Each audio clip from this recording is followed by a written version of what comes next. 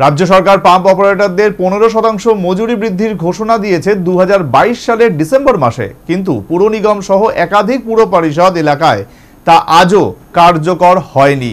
ফলে সমূহ সমস্যায় জর্জরিত কর্মরত পাম্প অপারেটররা। এই অভিযোগ ত্রিপুরা অপারেটর ইউনিয়নের। বিরোধীদের অভিযোগ, রাজ্যে ক্ষমতাসীন থাকার সময় প্রায় প্রতিদিনই বিভিন্ন ইস্যুতে মাঠে ময়দানে থাকার প্রবণতা ছিল বামেদের, কিন্তু 2018 সালে ক্ষমতা হারাবার পর সেই প্রবণতা তলানিতে ঠেকেছে। তবে রাজধানীতে অবস্থানরত কতিপয় নেতাকর্মীরা বিভিন্ন দপ্তরে ডেপুটেশন প্রদানের মাধ্যমে তাদের সংগঠনের অস্তিত্ব ধরে রাখার মরিয়া চেষ্টা করছে। বুধবার সিআইটিইউর অধীনস্থ Tripura pump operator union Tripura রাজ্য কমিটির পক্ষ থেকে কর্মরত পাম্প অপারেটরদের বিভিন্ন দাবি দেওয়া নিয়ে 10 দফা দাবিতে নগরোন্নয়ন দপ্তরের অধিকর্তার নিকট প্রতিনিধিমূলক ডেপুটেশনে মিলিত হয়। তাদের উল্লেখযোগ্য দাবির মধ্যে ছিল পানীয় জল সরবরাহ করার গুরুত্বপূর্ণ কাজে কর্মরত পাম্প অপারেটররা অত্যন্ত দুর্বিষহ জীবনযাপন করছে। একদিকে নানাভাবে দমন পীড়নের শিকার হচ্ছেন, অপরদিকে বর্তমানে অস্বাভাবিক মূল্যবৃদ্ধিজনিত পরিস্থিতিতে তাদের মজুরি অত্যন্ত কম। গত বিধানসভা নির্বাচনের প্রাক্কালে 2022 সালের ডিসেম্বর মাসে রাজ্য সরকার পাম্প অপারেটরদের জন্য 15% মজুরি বৃদ্ধির যে ঘোষণা দিয়েছিল, তা আজও পর্যন্ত আগরতলা পৌর কর্পোরেশন সহ রাজ্যের অন্যান্য মহকুমায় পৌর পর্ষদগুলির নিয়ন্ত্রণাধীন পানীয় জল সরবরাহের কাজে নিয়োজিত অপারেটরদের সেই বর্ধিত মজুরি দেওয়া হয়নি।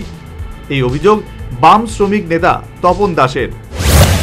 জলসেচে যুক্ত পাম্প অপারেটর এবং যারা পানীয় জলের ক্ষেত্রে পাম্প অপারেটর, তাদের যে এখন মজুরি আছে তার বৃদ্ধি করা হবে। বৃদ্ধির যে পরিমাণ তাও এতে নোটিশে দিয়ে দেওয়া হচ্ছে। এ হচ্ছে অর্ডার। এই অর্ডার লেখা আছে এখানে যে কত মজুরি বৃদ্ধি হবে। এতে বলা হয়েছে যারা 5,110 টাকা পায় তাদের মজুরি বেড়ে হবে 7,500।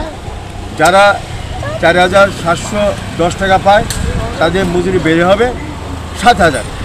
এই অর্ডারটা বেরিয়েছে ডিসেম্বর 2022। আশ্চর্যজনকভাবে এই বেতন যে বৃদ্ধি বা মজুরি বৃদ্ধি, এটা এখন রাজ্যে কার্যকরী করে।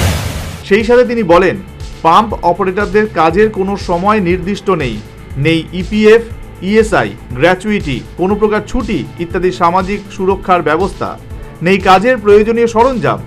সিআইটি দাবি তুলছে, আমাদের রাজ্যে আমরা দাবি করছি যে মজুরি প্রতিটা শ্রমক্ষেত্রে মজুরি 26,000 টাকা করতে হবে। এই দাবি আমরা করছি। শ্রমিকরা যে কাজ করছে অপারেটর, পাম্প অপারেটর, দুইটা ক্ষেত্রেই এরা কোনো খাতা নেই সই করার জন্য। এই খাতার ব্যবস্থা, সই করার ব্যবস্থা করতে হবে। এদের যে বিভিন্ন পাম্পগুলি নষ্ট আছে, পাম্পগুলি ঠিক করতে হবে এবং তাদের জন্য সরঞ্জাম, যে প্যানেল বোর্ড আছে ইলেকট্রিকের, প্যানেল বোর্ডে ধরতে গেলে পরে এটা কতগুলি জিনিস আছে, এগুলি ব্যবহার করতে হবে শ্রমিকদের। এগুলি সরকার থেকে দেওয়া হচ্ছে না, কোনো সরঞ্জাম পায় না শ্রমিকরা। এরা জীবন বাজি রেখে কাজ করছে। কাজের ক্ষেত্রে দেখা যায় যে এরা 8 ঘন্টা না 8 ঘন্টা বেশি কাজ করায়। আমরা দাবি হচ্ছে 8 ঘন্টা বেশি কাজ করালে যদি শ্রমিকরা আজীবন করাক, কিন্তু এই বেশি যে কাজ করছে 8 ঘন্টা বেশি, এটা সবে মজুরি। এদিন এই বাম নেতা আরও অভিযোগ করেন, এই সময়ের মধ্যে বেশ কয়েকজন অপারেটরকে অত্যন্ত অন্যায়ভাবে বলপূর্বক কাজ থেকে ছাঁটাই করে দেওয়া হয়েছে। ছাঁটাই কর্মীরা বাধ্য হয়ে আদালতে দ্বারস্থ হলে আদালত ছাঁটাইকৃতদের কাজে পুনর্বহালের নির্দেশ দেওয়া সত্ত্বেও এখনও অনেককে কাজে যোগ দিতে দেওয়া হয়নি। Bureau report, news vanguard.